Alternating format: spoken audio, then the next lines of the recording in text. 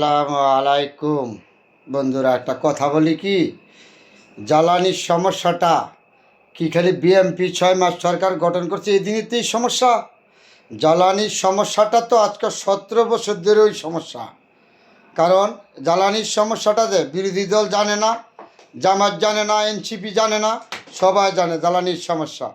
কিন্তু বাংলাদেশ সরকার, বিএনপির সরকার গঠন করার পরে 6 মাস বয়স হয়েছে। 6 মাসের তো আর জ্বালানির সমস্যা না। আরে তত্ত্বাবধান সরকার ছিল, ইন্নুস ছিল, জ্বালানির টাকাটা পরিশোধ করছে। আওয়ামী লীগের সরকার জ্বালানির টাকাটা পরিশোধ করছে, বিদেশের কাছে জ্বালানি আমদানি করছে, করে নাই। কিন্তু বর্তমান সরকার 6 মাসের ভিতরে ক্ষমতায় এসে জ্বালানি টাকা পরিশোধ করতেছে। আপনারাও জানেন, ভারতের কোম্পানি বর্তমান বিএনপি সরকার ক্ষমতা আসতে পারে জ্বালানি টাকা পরিশোধ করার জন্য চাপ দিয়েছে। বিএনপি যে সরকার গঠন করেছে একটা খালি জুরি নিয়া, কোনো মন্ত্রণালয় অর্থ ছিল না, অর্থ মন্ত্রণালয় অর্থ ছিল না। এই কথা কি বিরোধী দল জানে না? জামায়াতের আমির শফিকুল সাহেব কি জানে না? এনসিপি কি জানে না? নাহিদ কি জানে না? তাহলে বিএনপির সরকার 6 মাস সরকার গঠন করছে, 6 মাসে কি জ্বালানির সমস্যা? যাক, মেনে নিলাম সমস্যা। তাহলে আপনারা সংসদে আছেন 60-62টা দল নিয়ে, আসন নিয়ে, তাই না? তারপরে আপনারা আজকে জ্বালানির সমস্যা নিয়ে সচিবালয় ঘেরাও করতে যাচ্ছেন। এটা কি বিরোধী দলের কাণ্ড? আপনারা সংসদেও কথা বলবেন, সংসদের বাইরে এরকম করবেন। একটা সরকারকে একটু সময় দেন। সরকার তো দেনাই শোধ করতে পারে নাই। তাহলে আপনারাও জানেন ভালো করে, জ্বালানির সমস্যা শুধু খালি 6 মাসের সমস্যা না, 17 বছরের সমস্যা।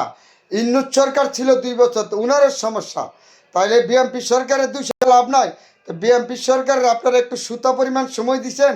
আপনারা যে আন্দোলনে যাচ্ছেন এটা বড় কথা না। জামায়াতের আন্দোলনে যাওয়া উচিত কি জানেন? যে জামায়াতের সমস্ত বাংলাদেশ যারা কলঙ্কিত, নারী কলঙ্কিত, দর্শন, তাদের অবস্থা, এই জ্বালানি একটা ইস্যু তৈরি করে সরকারের বিরুদ্ধে একটা আন্দোলন, মানে তাদের যে দুষ্গুণগুলি বাড়িতেছে এগুলি যাতে ডুবাইতে পারে, এর জন্য বিএনপি সরকারের বিরুদ্ধে এই বিরোধী দল তারা আন্দোলনে নামছে।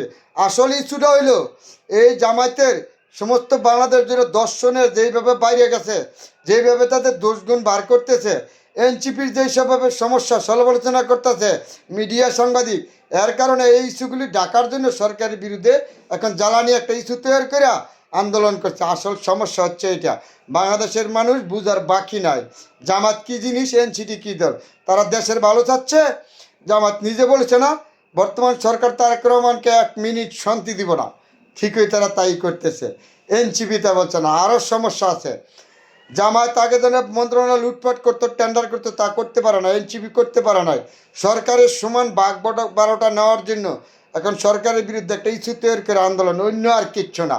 ভালো করে আপনারা জানেন এই জামাত কী জিনিস, এনসিপি কী জিনিস, ভালো করে জানেন আপনারা, বাংলাদেশের মানুষ অবগত আছেন।